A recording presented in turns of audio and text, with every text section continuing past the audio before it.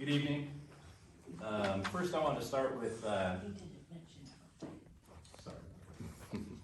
First, I wanted to start with a comment Mr. Rubel made about how he was harassed by two speakers.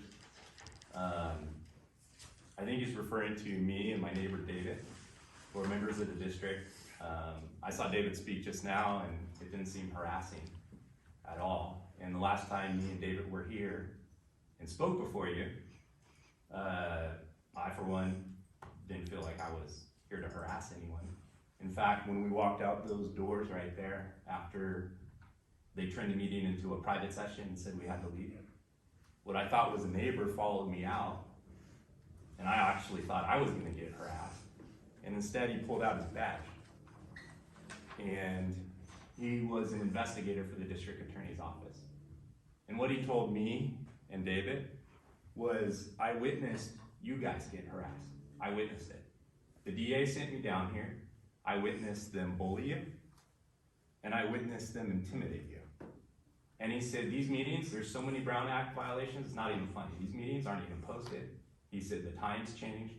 I came in the gate, the guard didn't even know what a CSD meeting was.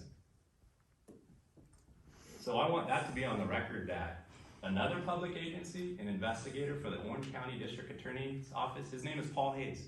You can Google him, you can email him, you can give him a phone call. He gave me his card. He said, me and the other speaker that Mr. Rubel you referred to, were the ones being harassed, not the other way around. And I think that's something you elected officials need to think long and hard about.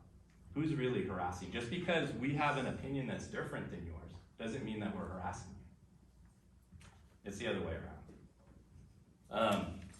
I just wanted to bring that out because I thought that was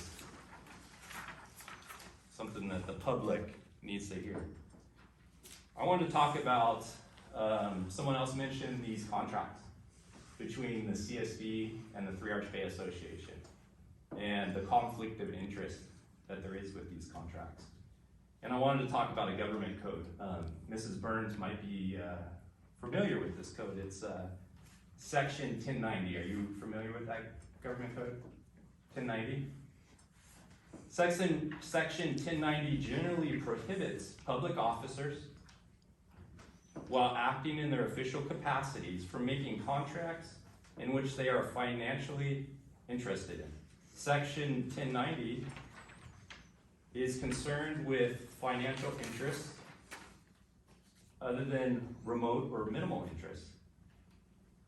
This prevents public officials from exercising absolute loyalty and undivided allegiances and furthering the best interests of their agencies.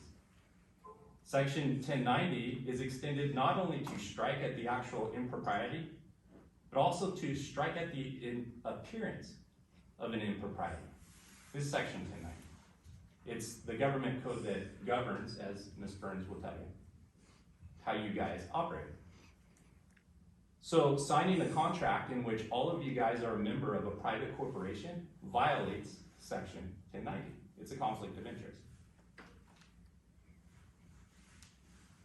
Under section 1090, the prohibited act is the making of a contract in which the official has a financial interest.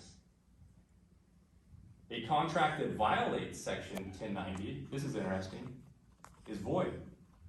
So these contracts are void. The prohibition applies regardless of whether the terms of the contract are fair and equitable to all parties. Typically, a contract is made on mutual assent of all involved parties. In addition, making or participating in making the contract has been broadly construed to include those instances where a public official has influence over the contract or its terms. Notably, when a board member or a public board, commission, or similar body have the power to execute contracts, which you guys have the power, each member is presumed to be involved in the making of all contracts by his or her agency, this is interesting, regardless of whether that member actually participates in making of the contract. So these contracts are only signed by one member, Mr. Rubel. But But what section 1090 is saying is that all elected officials are responsible, even if only one of you sign it. So where I'm reading this from is this is actually a letter that talks about improprieties.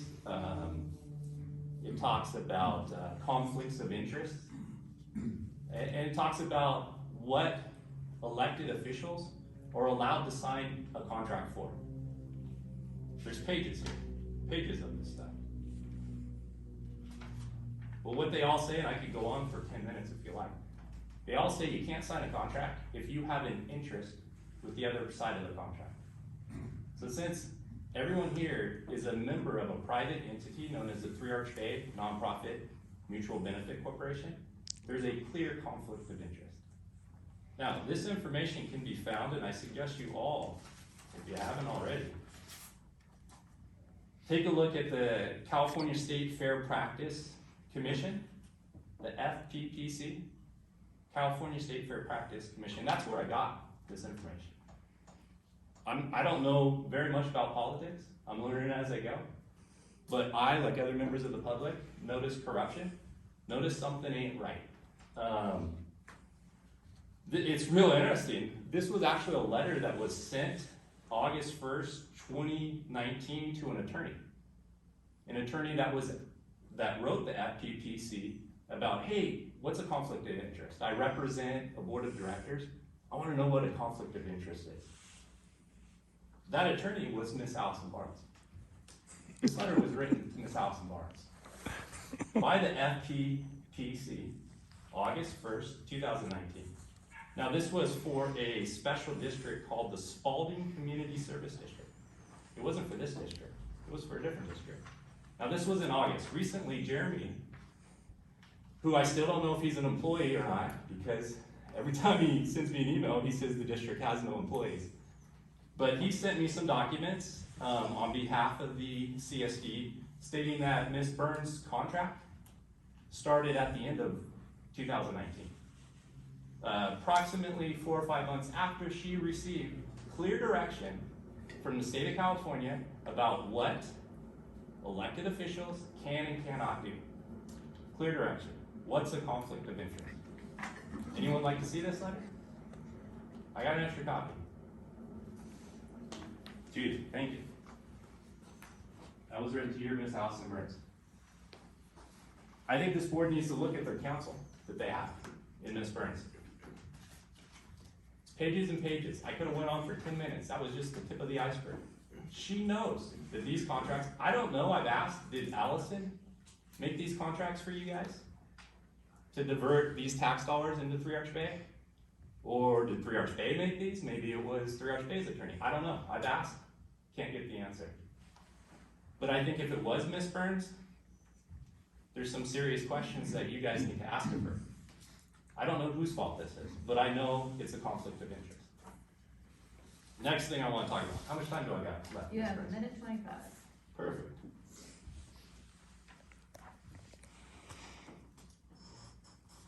Mr. Goldberg mentioned, and some of the other speakers, about how the recreational facilities in this district are being paid for by tax dollars.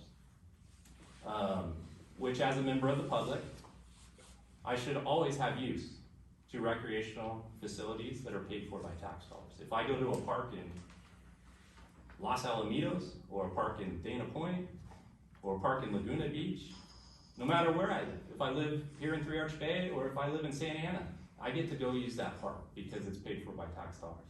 The parks here are being paid for by tax dollars because of this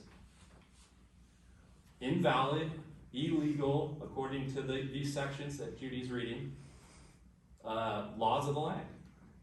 It's an illegal contract, and it's funding, I got 30 seconds, I can see it. And it's funding these parks. So I had another letter here, and I don't know if you guys have seen it. This was from an attorney from Three Arch Bay.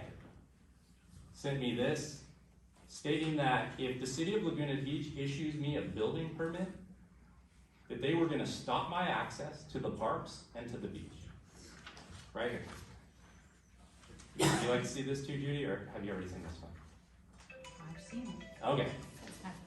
So my question to you guys is, since these things that I'm being threatened that I can't access are being paid by public tax dollars, what is the CSD going to do about it? Thank you for your time this evening.